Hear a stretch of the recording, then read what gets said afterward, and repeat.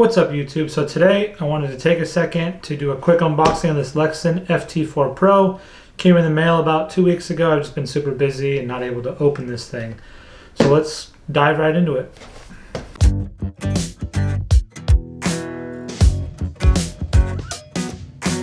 You ready for the initial open? Let's take a look and see what's inside. Oh, what? Don't forget on these units, guys, it's very important to fully insert your audio jack. Try that again, one more time. Redo.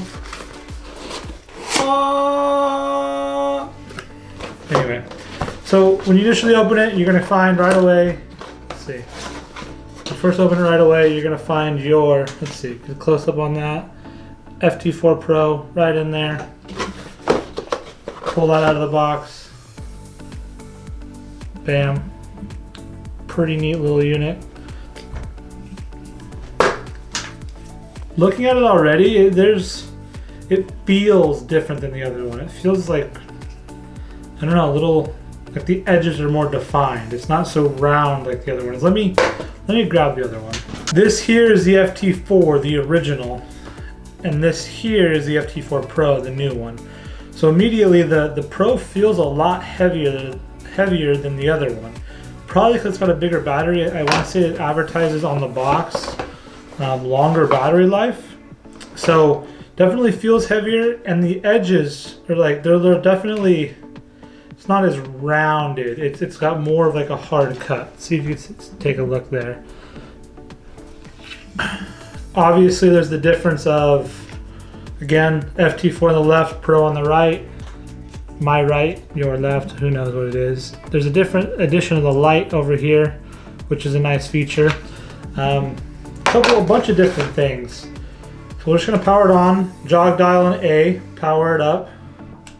Once it's powered up, you can obviously pair it to your phone, do a bunch of stuff like that. I suggest, if you don't know how to set this device up and connect it to your phone, swing over to Lexin's YouTube account. I'll link it below. They have a pretty good step-by-step tutorial on how to actually use this, how to put it in your helmet. But I will be doing an install video in my helmet, so that way you guys can kind of see how I do it. But if you hold jog wheel and B, it gives you the different RGB colors. So you have green, and then if you just push it again,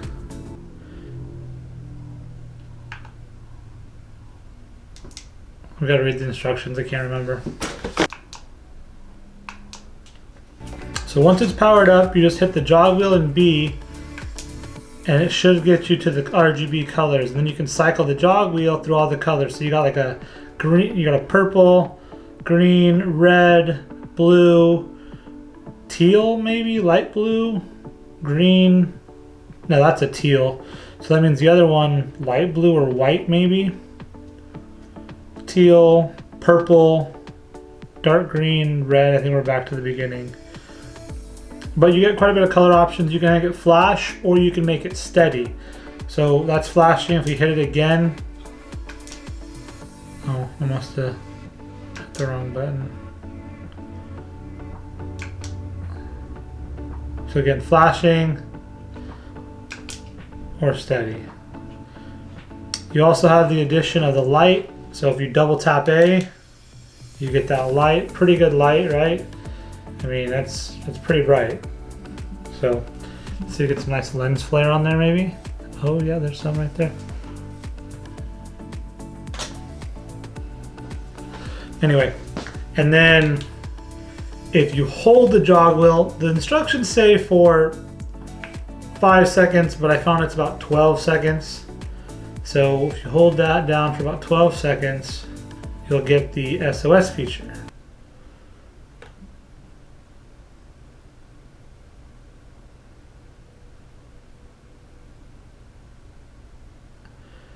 Anyway, and if you hold it back down for about 12 seconds, the SOS feature will turn back off.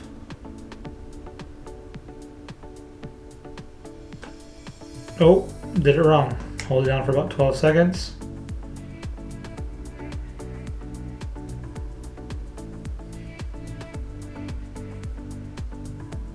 Takes a while. There we go. So now that's off.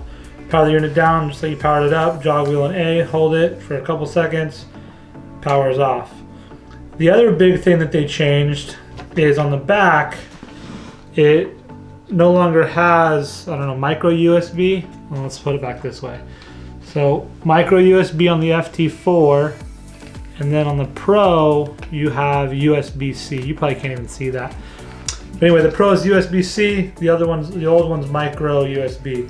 And the nice addition of this USB-C means that this tab, this little water sealing tab, stays closed way easier. So FT4 Pro, nice and closed, real tight.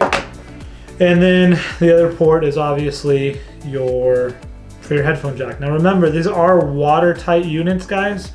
So make sure you open it, and when you go to insert your audio jack, you push it all the way in. It's gonna be a snug fit, and I'll show you here in a second. All right, let's dive further into this box and show you what else is in here. So obviously you're gonna have the little housing. It's gonna come with some quick instructions, pretty easy to set up. It's gonna give you the basic information on how to actually use this thing. Then you're gonna get an actual user guide that's gonna go into detail of all the functionalities of everything and how to connect and do the install and all the different stuff. Diving further in, first bag, let's see what's in here. So you're gonna have your speakers and then a boom mic. Now the boom mic is, you can remove the boom mic and there's a secondary mic in here, or you can switch to this wired mic. So I use the wired mic in my helmet. Again, I'll probably still use the wired mic. If you're running like a modular helmet, this boom mic is really nice to have. Or if you're running like a 3/4 helmet, again, boom mic works pretty well. But I seem to like this one because it's easier and it's tucked out of the way. I run obviously a second mic in my helmet for the GoPro, so having this little mic out of the way is convenient. Now the speakers, compared to the old ones, they're thick. They're a little bit thicker, but they're heavier. I'm assuming they're metal. The last ones were metal. Problem is, I don't think I can get to the speaker to show you without ripping the foam apart. Anyway, that's that. And what I was talking about earlier, let me grab the unit here. What I was talking about earlier is when you go to put this in there, because it's water sealed unit, if you just push it in, it's gonna stop. Now, you know what, let's get a little bit closer. So if we come up here, focus there, okay. Let me roll it this way so you can see. So if you go to put it in, and you push, it's gonna stop pretty easily right there. So in order to make sure you get the audio jack all the way in there and you get that watertight connection you're after, you're really gonna have to take it and push that little bit. Oh, my finger's right in the way. Let's do that again. So pull it out, put it in. It's gonna stop. So let me show you. Put it in, it's gonna stop there. Then you grab it and squeeze it that last little bit. Pretty important step, okay? Don't forget that. And they're so adamant about you not forgetting it, they put it right, again, you know, when you first open the box, this is what you're gonna see, right? And the reason why you're gonna see that right when you open that box is so that way you know, it's the first message they want to deliver. Diving further in, you have some more adhesive stuff. You have a little clip to hold. Let me just open the package. You have some additional Velcro straps. Then you also have a nice clasp for your boom mic. So again, this guy here, gonna go over the boom mic, snaps right in, keeps your boom mic where you want it. If you run that in your full face helmet, you're gonna come with a USB-C charging cord. This here is your back plate for your helmet, or your front plate for your helmet. Comes with an additional spacer. That way, if you have a weird helmet that's conformed funny, you can space this off even further. And in the last bag, you're gonna get the back plate for this front plate. So it just goes in just like that. Pretty simple. You're gonna come with 4 screws, 2 spares. You only need 2 to put it in, but it comes with 2 spares.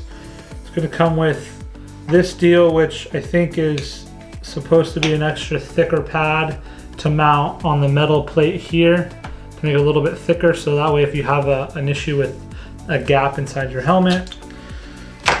And the most important thing that it comes with is the actual tool to install this. Now, what's really cool about this, let me see if I can show you.